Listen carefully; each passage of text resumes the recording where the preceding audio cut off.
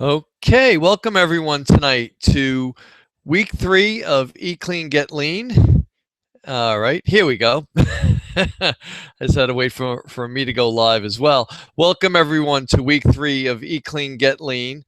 I had some great questions come up this week, so I will definitely share them with you.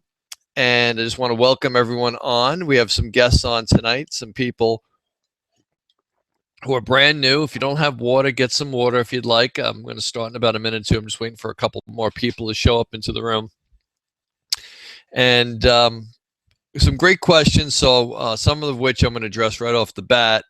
If you have any questions at all, you certainly can go into the chat box, and you can click on the chat box, and you can be able to ask questions. So I'm going to go ahead and down there, and I'm going to type in greetings, because that's how everyone knows it's from me. I start all my emails off. So there you go, greetings. Let me go ahead and open up my slide deck, and we'll get started in just a minute. I did not have a chance to check Facebook prior to sitting down. I had to go pick my son up from school because it's pouring rain out there, as most of you know. And let me go to slideshow, and we're going to go from the beginning.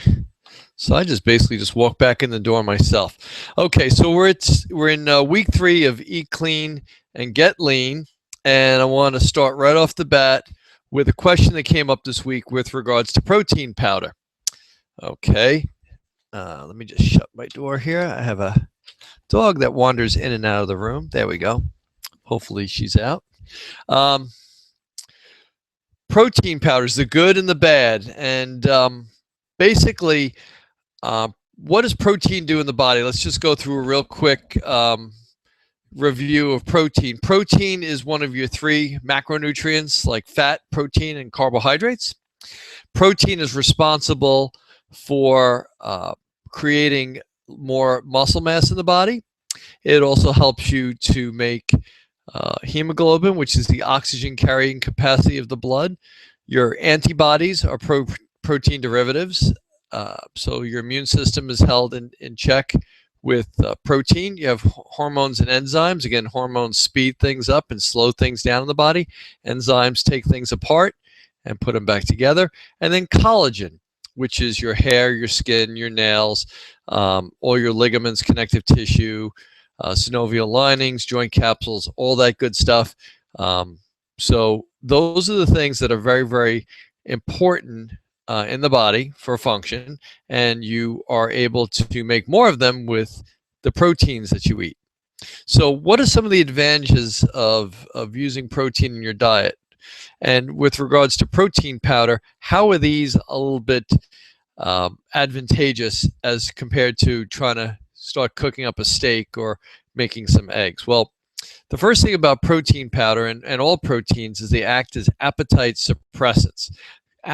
Protein satiates you. It makes you feel full. On Thanksgiving Day, when they're having the turkey on the table and they say, who would like some more turkey? Everyone's like, no, thanks. I had enough. I feel good, thanks. Because you feel satisfied. Now, carbohydrate, on the other hand, if they walk out with a big thing of pumpkin pie or apple pie and says, okay, who's up for apple pie? And you might say, well, I have a little bit of room left. Maybe I'll try that because, again, there's an attractiveness to carbohydrate. But protein helps to satisfy you. It also acts as an energy booster, okay? We know that protein can be broken down in the liver and converted into glucose, and glucose is required to run muscle function, but it also feeds the brain and nervous system, so it can give you an energy boost. Nice thing about protein powder is it works very quickly. It digests, it breaks down quickly. It's easy to digest, okay, because it's been slightly processed. And it's convenient and economical. For example, in my office, I keep a big container of protein powder that I use to make my protein smoothie shakes. And economical, it's a lot cheaper than going to McDonald's, Burger King, Wendy's, Pizza Hut, you name it, okay? And it's a whole lot better for me as well. So what are some of the things we might need to watch out for? Okay, now included in this presentation tonight and I guess maybe I kind of skipped over it and I should have made more a reference to it. There were some questions about the efficacy of protein powder, the safety of protein powder, um, what protein powders are better than others. So that's what kind of stirred this whole conversation. I'm going to get into that a little bit in a little more detail in just a minute or two. But some things to watch out for, okay? Make sure the product has an accurate description of the protein type. What is it? Is it soy protein? Is it casein protein? Is it whey protein? Is it vegetable-based proteins? Okay, those are important things to know. If you're trying to stay away from dairy, like most of the people in this food program are, then you don't want to use a whey or casein protein. And we advise people to stay away from soy protein because it really disrupts the hormonal balance in the body for both men and women.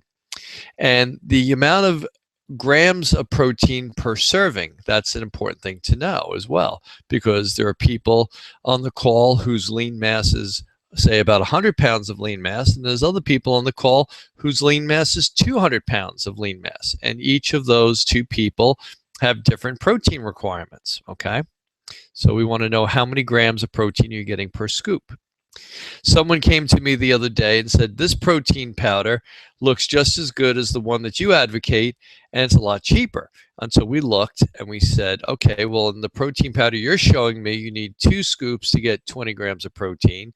And with mine, it's 1 scoop for 20 grams of protein. So in all actuality, the protein that I'm showing you is actually more economical. That made sense. So you got to compare apples to apples.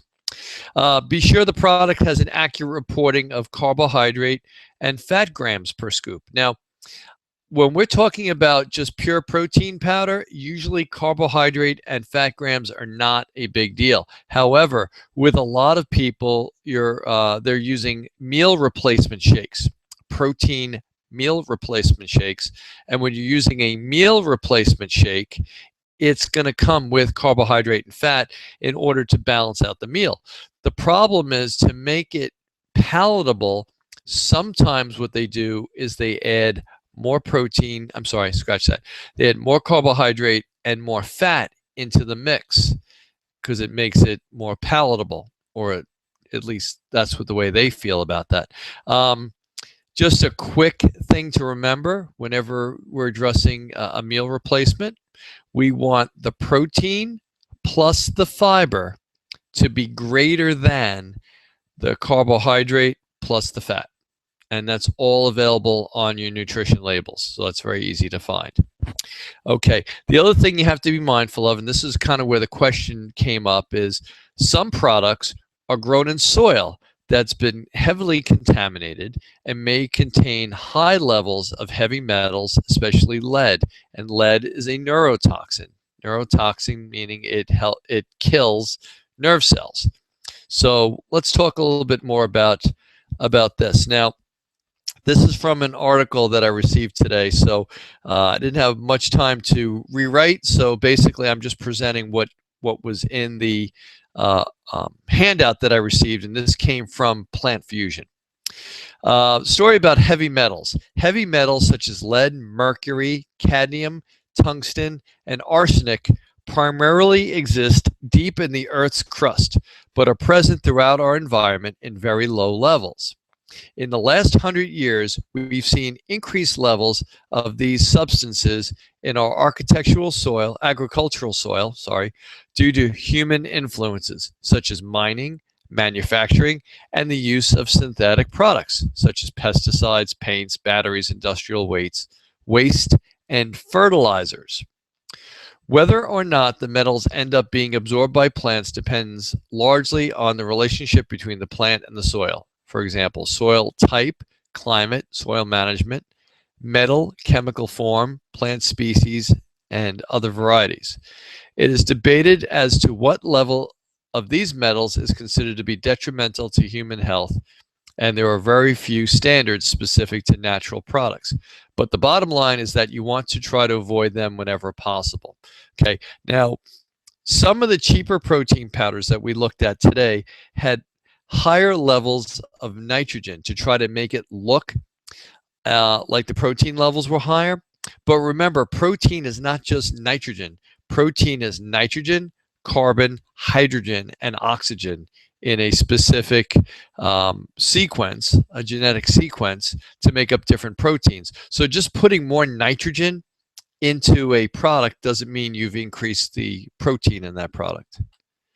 Okay, now a lot of the good or the better protein powders have eliminated brown rice as one of the 4 sources. So Plant Fusion, that we advocate, no longer uses brown rice as their protein source. And what's the problem with brown rice? Well, some plants are considered to be hyperaccumulators, which means that they tend to absorb far more heavy metals out of the soil as compared to other plant species. I mentioned that in the paragraph prior when we were talking about different types of plants. When the science team at Plant Fusion began studying plant proteins a number of years ago, we became aware of these hyperaccumulators. One in particular we identified was the cereal grain brown rice. In addition to being a hyperaccumulator, rice is also cultivated in low-lying regions. This is important because the water runoff from surrounding regions flows down into the rice growing areas.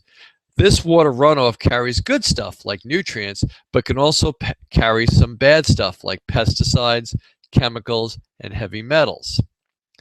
This is why, even though the rice crop itself may be grown under organic standards, the soil it is being grown in may still be contaminated by the runoff from surrounding areas that stretches out for miles. Now, one of the regions that has come under some very specific scrutiny is rice that's grown in China, because their environmental policies differ tremendously from that of United States, Canada, and most of Europe. So the brown rice that we advocate is never going to come from China. You're going to look to see where it came from. One example that Plant Fusion uses in their literature is they get some of their rice from North America and also Belgium. I never thought Belgium was a big rice growing place, but obviously a rice growing country, but obviously they are. I just thought they were famous for waffles and ales, but that's another story. Okay, so let's talk a little bit more about protein powder and the facts about Plant Fusion. And the reason I'm giving you so much information on Plant Fusion is this is one of the protein powders that Susan and I advocate. We've been using it. A lot of our clients use it. It's very palatable. It's easy to use. We feel it's very economical, so we continue to use it. Okay, as a result of their research at Plant Fusion, they stopped using brown rice protein in all Plant Fusion products way back in the summer of 2011. And while there will always be some variation that occurs from batch to batch, we continuously screen all of their ingredients for heavy metals to ensure that they achieve the lowest levels possible in nature. The testing protocols that they've refined over the years allow us to consistently achieve levels that not only are considered safe, but also many times lower than those recommended by the AHPA, the American Herbal Products Association. So you can see the chart below that there are recommended levels of, say, arsenic, cadmium, and lead. You want to be below these levels, and Plant Fusion here is showing that they're far below those levels. And then here are my resources for all the information that I was able to gather up today. The first one is from a company called Consumer Lab. I found that website on the Dr. Oz website. The Dr. Oz website was recommended to us by one of our clients, and we want to thank them for that.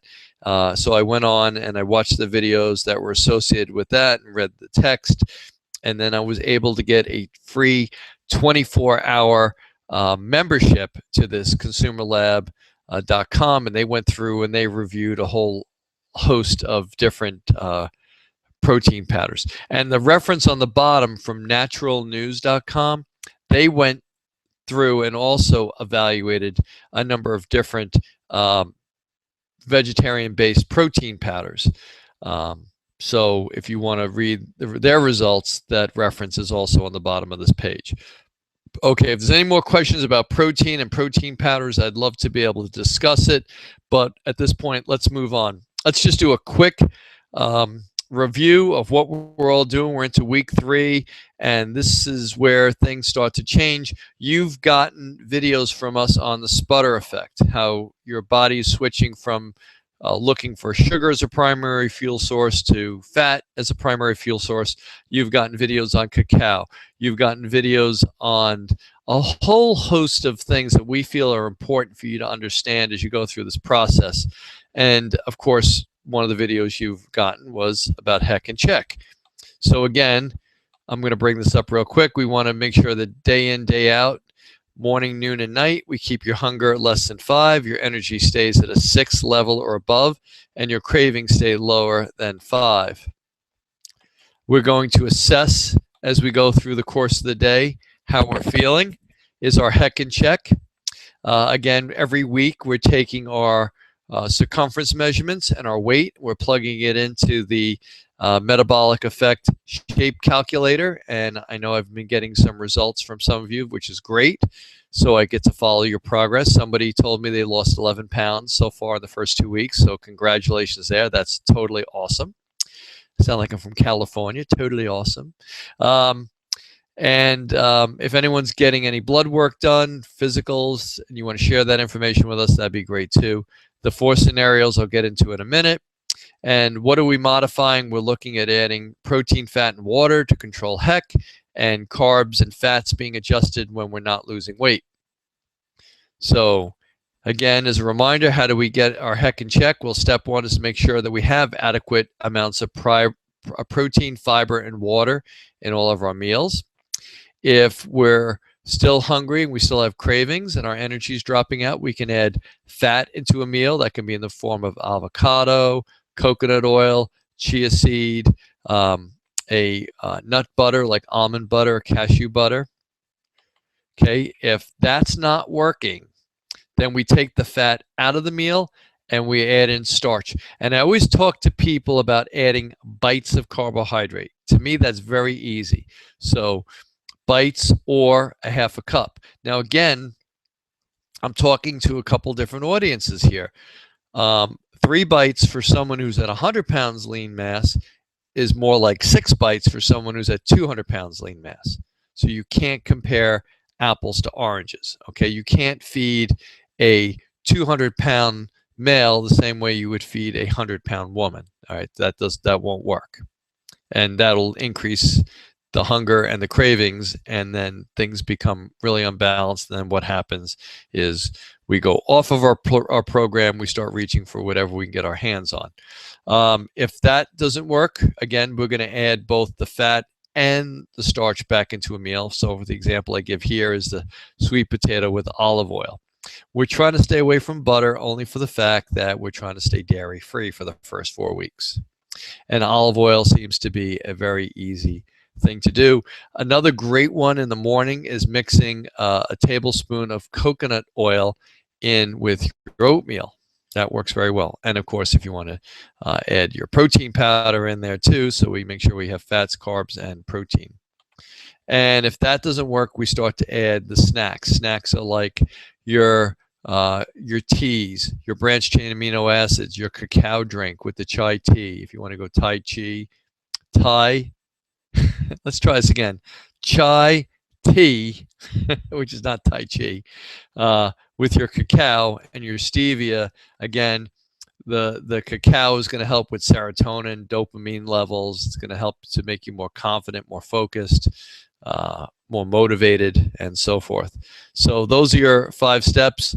Again, if your Heck is in check and you're still losing weight, don't change anything. If your Heck is not in check, okay, your Heck is not in check, but you're still losing weight, then you need to add more protein per meal, more fiber per meal, and you have to add more water per meal. And hint, hint, you can add branched chain amino acids to that water, which will definitely help to keep your hunger and your cravings in check. And also boost your energy, right? Because remember, we just talked about how protein can boost energy, and branched chain amino acids are 4 of your essential amino acids. Okay, if your Heck is in check, but you're not losing weight, now we have to start to look at adjusting our carbohydrates down. We may have to also look at adjusting our fats down per meal. probably easier to adjust the carbohydrates down per meal. Okay, fat tends to not be as big of an issue as carbohydrate. Now, let me just stop and remind everyone that the reason that carbohydrate has such an effect on us is because if we look back 20, 30, 40, 50,000 years ago, okay, when we were hunting and we were gathering, we didn't stumble across sweet potatoes and brown rice and oatmeal that easily. As a matter of fact, probably hardly ever.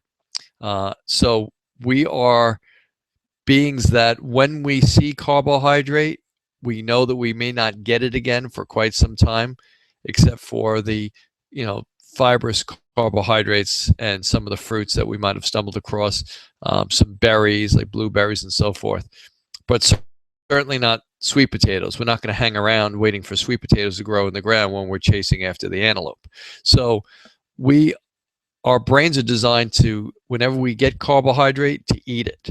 So now it's 2014 and food is plentiful. So we need to be able to use some judgment in adding carbohydrate into our diet. So we have to stay a little bit more in control because food is plentiful.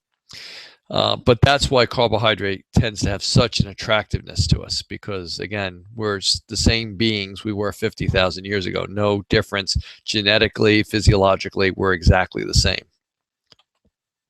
Okay, if HEC is not in check and you're not losing weight, immediately go ahead and increase the protein, the fiber, and the water in the meals. Start to cut back on fats and carbohydrate per meals. Try to cut back on the snacks between the meals. Be sure to walk at least 1 hour or more daily. Okay, that will really help with our keeping our HEC in check, balancing out our hormones. Okay, work on getting 8 hours of sleep per night. And that's not sleeping from 2 o'clock in the morning to 10 o'clock in the morning, okay? That's sleeping like 10 o'clock at night to 6 o'clock in the morning, okay? That'll get you a lot further down the road. You really need to be asleep by 11 o'clock. I think that's critical to your success. And so we'll start with that. And for a lot of us who are wearing Fitbits like myself, I can tell the computer in the morning what time I went to bed last night and what time I got up in the morning, and it tells me how effective my sleep was or how much quality of sleep I had. It tells me when I wake up, so it tells me exactly how much true sleep I'm getting every night.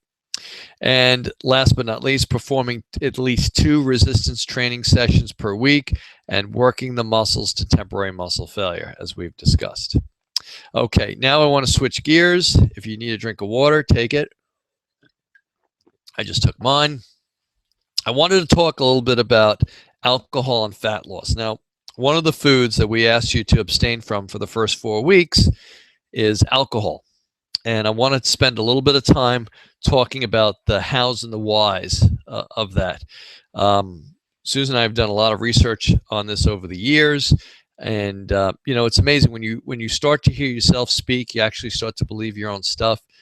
And not that it's any big deal. This is certainly not being braggadocious or anything like that. But this year, for the first time maybe ever since I turned of legal drinking age, I really have cut alcohol out of my diet. And I got to tell you, for a guy who has had inflammation issues, herniated disc, arthritis in my knees and my shoulder, I do feel a whole lot better. So there is something to it. It also has allowed me to stay in better shape, quite frankly. And I was a big, let's have a glass or 2 of wine on Saturday night. I wasn't drinking every night, but I will tell you, even cutting that out has made a difference. So let's talk a little bit about this. Studies have shown that even small amounts of alcohol have a large impact on fat metabolism. Dropping whole body lipid oxidation, a measurement of how much fat your body is burning, by 73%. So if you're adding something into your nutrition program and it's slowing fat metabolism down by 73%, that's highly significant. Okay, let's move on. Okay. The reason why alcohol has this dramatic effect on fat metabolism has to do with the way alcohol is handled in the body. When alcohol is consumed, it readily passes from the stomach and intestines into the blood and goes directly to the liver.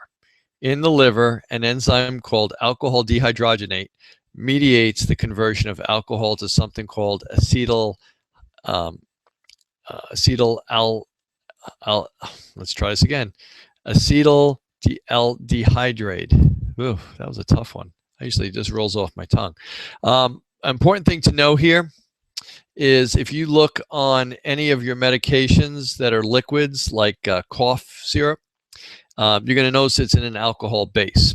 The reason for that is that anything that's taken with that alcohol gets drawn to the liver, and the liver, what the liver does in the body in this circumstance is it takes it in and then gives it back out to the body as it feels the body needs to use it. So putting alcohol in a cough syrup helps you to metabolize it a whole lot quicker. It moves it into the system so that if you're coughing and you're trying to go to sleep, it'll start to help remedy the cough a whole lot faster than if it wasn't in an alcohol base.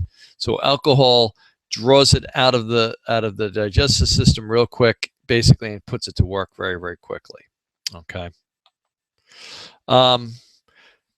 So now the alcohol is rapidly converted to acetate by other enzymes. So rather than getting stored as fat, the main fate of alcohol is a conversion to something called acetate.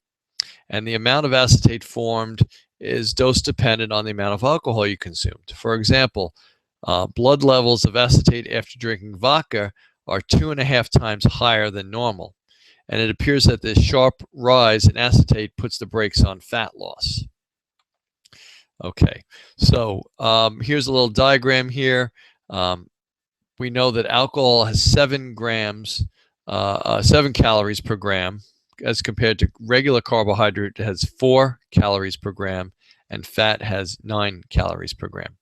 So now the alcohol converts to this acetate, which is used in the Krebs cycle of energy metabolism. Okay, what happens is in the cells of your body are your mitochondria. And in the mitochondria is that where you convert fat and oxygen to energy. Now, sugar is also part of that. And the sugar compound is called acetate. Okay, so just so you know, everyone's on the same page with me here. Okay, so the acetate is used in the Krebs cycle of energy metabolism, so it will burn before the body burns anything else, including fat. Okay, since alcohol is almost double the amount of calories in carbohydrate, it takes twice as long to burn off, slowing fat burning even further. With alcohol in the system, insulin levels increase, and it systematically lowers resting blood sugar levels. Insulin is what I call a heat-seeking missile. It will stay active until it acts on sugar, including resting blood sugar. Okay, so let's just stop here and learn a little bit. The acetate, which comes from the alcohol, is used in the Krebs cycle for energy metabolism in the cells of the body. But what do we know about glucose? One of the first things I taught you about glucose is it is the primary fuel source for the brain and the nervous system. But alcohol or acetate cannot be converted into glucose and used to feed the brain and the nervous system. So after the acetate levels go high enough and your blood sugar goes high enough because of the acetate, okay, the insulin is going to start to store it, but you only have a finite amount of storage in the liver, and you only have a finite amount of storage in the muscles. So anything extra is going to be converted to triglyceride and stored as fat. Now, here comes the other problem. Your brain is still looking for glucose, and it can't use the alcohol you just consumed. So now the body has to go back and start breaking down protein to convert that to glucose in order to feed the brain and nervous system. So we're really running into a real catch-22 here. You're breaking down protein, which slows down your metabolism, and you're accelerating fat storage because you're taking all that extra acetate that was converted from alcohol and you're storing it as fat. So you kind of see where we're going with this. It really becomes a real inhibitor to fat loss. Okay, so let's kind of summarize here. More carbohydrates are moving into storage from blood sugar, and now, again, this is a good point, which increases hunger and cravings. Hunger because the brain cannot metabolize alcohol for energy, and cravings due to increased consumption of carbohydrates to feed the brain and nervous system. Okay, so what that's really saying is now because the alcohol is going to have your blood sugar drop so quickly, you're going to be looking for anything to eat you can get your hands on. So we have many hormonal shifts going on. Here's something else that's interesting. We've talked about this in previous talks. We have two enzymes that work in the body. One is called hormone sensitive lipase, which is a fat burning enzyme. And we have lipoprotein lipase, which is a fat storing hormone enzyme. Sorry. So we have a decrease in our fat burning enzymes and we have an increase in our fat storing enzymes. So that further accelerates the process. What else are we talking about here? Decreasing testosterone. Why is that important? Okay, testosterone is what you use to build lean mass and for tissue repair. So you're actually decreasing your body's ability to repair itself. And now you're increasing inflammation, swelling such as abdominal swelling, and I call it moon face. There's so many people we see in that 21, 22-year-old, they're in college, and they start drinking alcohol, and all of a sudden you could just see their face gets really, for lack of better terms, fat and swollen, and it doesn't match the rest of their body. It's very interesting how that effect the alcohol has the effect on these people, and I witnessed it personally when I was in college. So, in conclusion, in our 12-week program, there's no alcohol consumption because what are most of us here to do? We're here to eat clean and get lean. I know this is going to bring up a whole host of questions, and I'm dying to answer them. Okay, again, just as a review, the first 4 weeks we had talked about abstaining from certain foods.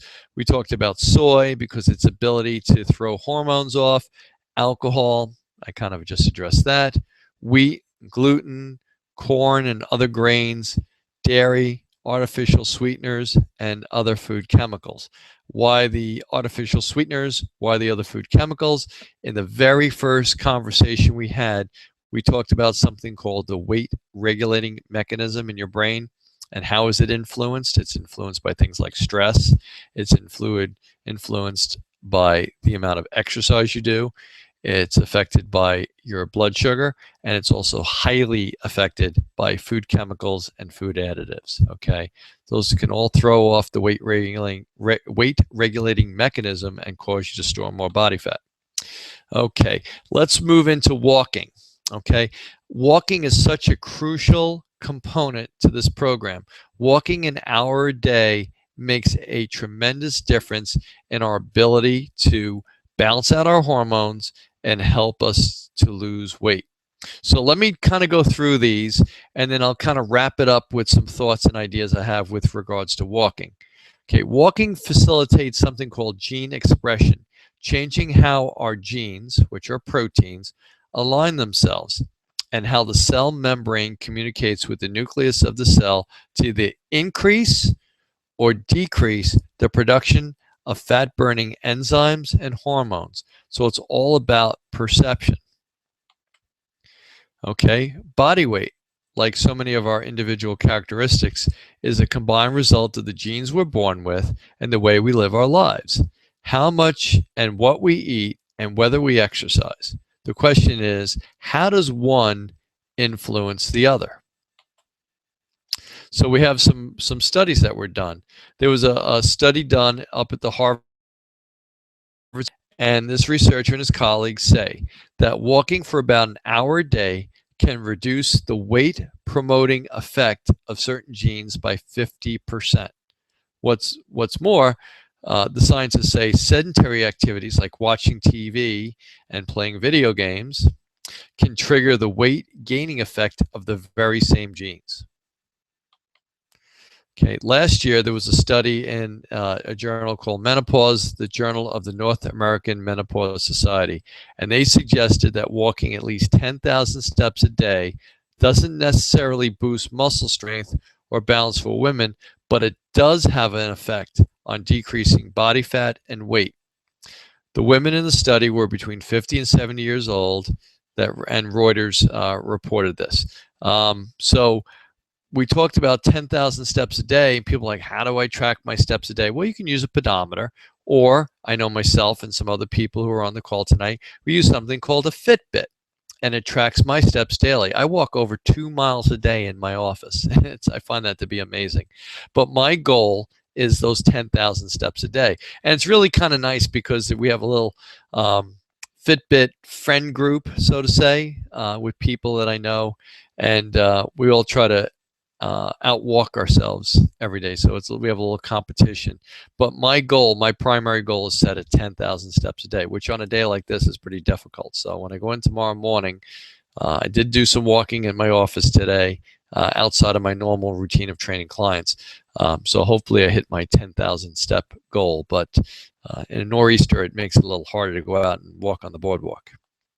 So in conclusion, with regards to walking, the authors acknowledge that it may not be the act of TV watching itself that enhances the activity of the weight-promoting genes. It may be that people who watch more TV also tend to eat more and exercise less. For example, that's just an example. But the latest findings provide some hope that even if you're not blessed with lean genes, and many of us aren't, you can still modify the fattening effect of your DNA by changing how you live your life. Okay, and that's by going through a program like you're doing now. So what I'm going to do is I'm going to push this to the side here. Let's minimize that. And I'm going to look to see if we got any questions that have come in, because I dumped a lot on you tonight. We talked about protein powder, right? I'm going to type you guys a little message here. We talked about protein powder. We talked about alcohol. We reviewed our program, right? Reviewed what we're doing with the Eat Clean, Get Lean. And we just talked about walking. Okay, so okay, here we go. Thanks for the info. Laugh out loud. Okay, got that. Susan says hello. She's in the other room, making sure that I'm doing a good job here.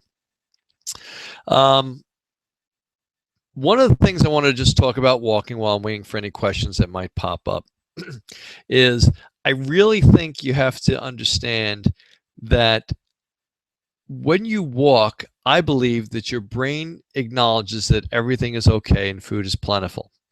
When our ancestors walked, they walked because they were out tracking food, they were gathering food, they were hunting for food, they were prospering.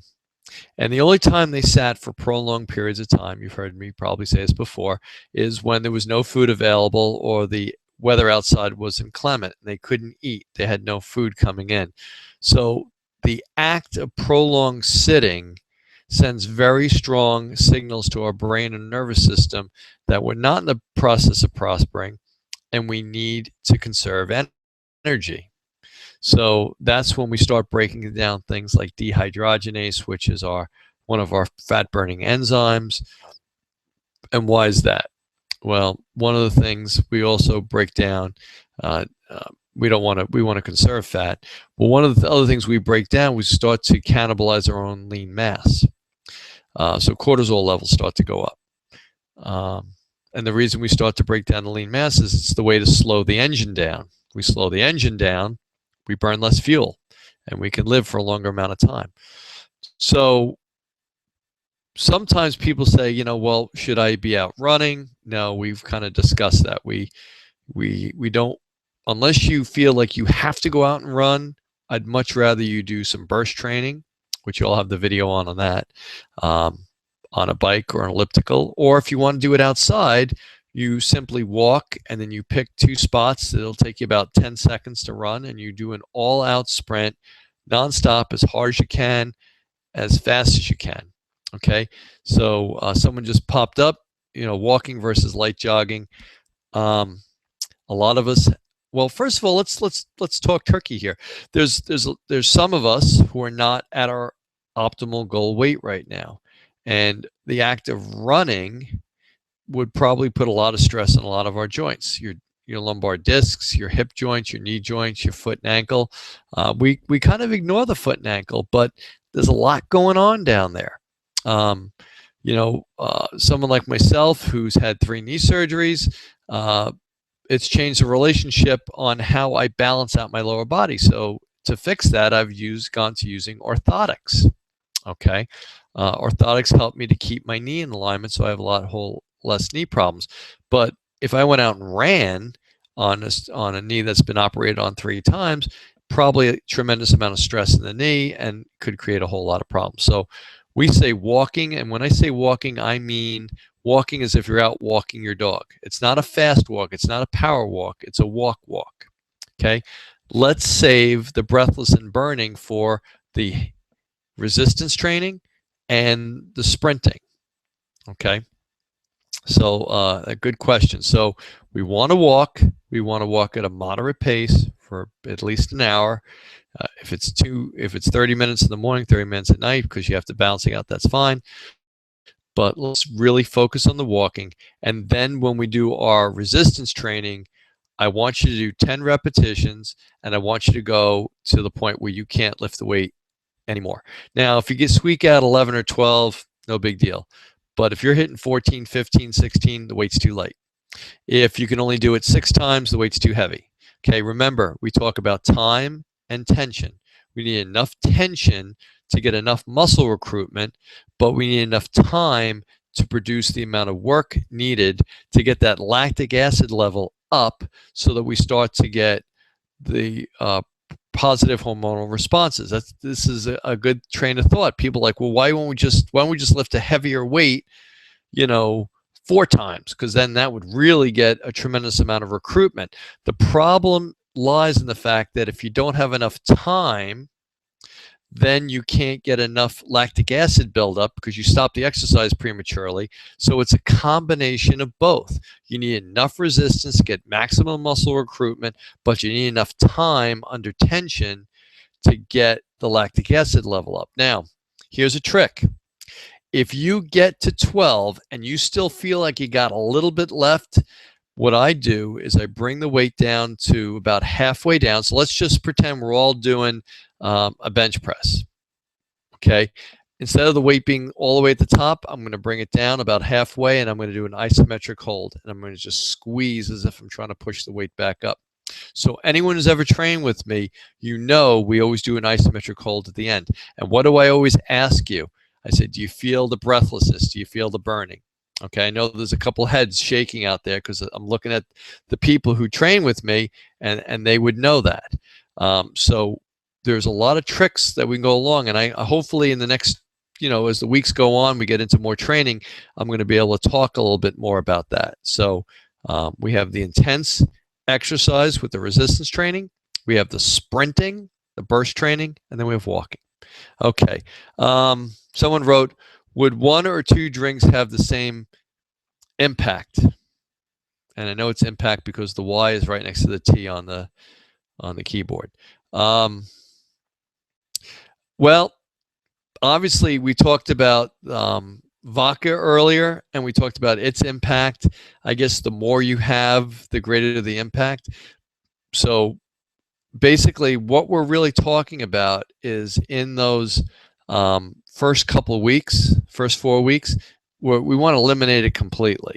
And I think that would go a long way to hitting your goals and also trying to minimize the negative hormonal response and enzyme response of the alcohol. Okay. Now here's something I get too, and I'm glad I'm back to alcohol again. Okay. We know some really great friends of ours. Okay, they're in phenomenal shape. They're both very lean. They're very attractive, healthy. They're really in a good place. Okay, and the key to this is that they're very lean to begin with, and we've been out with them many times, and they probably consume alcohol maybe 2 or 3 times a week. For dinner, wine. They like their martinis. They like their vodka drinks and stuff like that. And the question always comes as to how come they're not gaining a lot of weight?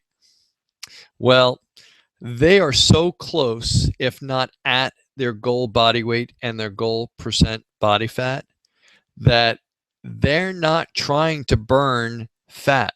They don't need to burn a lot of stored body fat. They're at that level. So they can handle the alcohol in a lot different way than someone whose goal is to continue or accelerate the fat burning process, because they're already there. And probably if they were to gain a couple pounds and it wasn't to their liking, they probably could make a very quick change and probably eliminate that problem. I will also tell you, I've trained with both of them. I've trained them as clients, and I've trained with them just to work out, and they work out extremely aggressively. They eat really well, and they have a very healthy lifestyle, but they can consume alcohol and not have them affect them as it would someone like myself, who still feels like I could still lose 10 pounds of body fat if I want to, I need to. Alcohol is going to affect me a whole lot different than it affects them, because they're already at or very close to their percent body fat and their lean mass and their weight. Okay, I don't see any other questions popping up. So if you do have questions, I want everyone to feel free to reach out to me in Facebook. There's a couple of people that have been contacting me by email. Not a problem. Let's just keep that going, because I want to keep the lines of communication open. And I want to thank everyone for taking time out of their evening to join us this evening. Drive safe. The rain's not going to end till sometime on Thursday. Watch out for flooding. Don't try to drive through big puddles. You don't want your car stalling out or seizing your engine. All right. Take care, and I'll talk to everyone real soon. Have a great night.